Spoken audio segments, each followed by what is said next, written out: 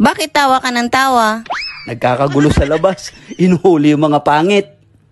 Eh, ano pang ginagawa mo? Isara mo na yung bintana, magtago ka na.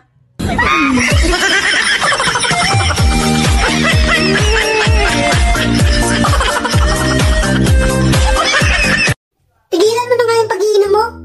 Naubos mo yung pera mo sa alak. Bakit? Gumagastos ka rin naman sa mga kolorete mo ah. For your information, nagme-makeup ako para gumanda. Ako rin naman ah. Umiinom ako para gumanda ka.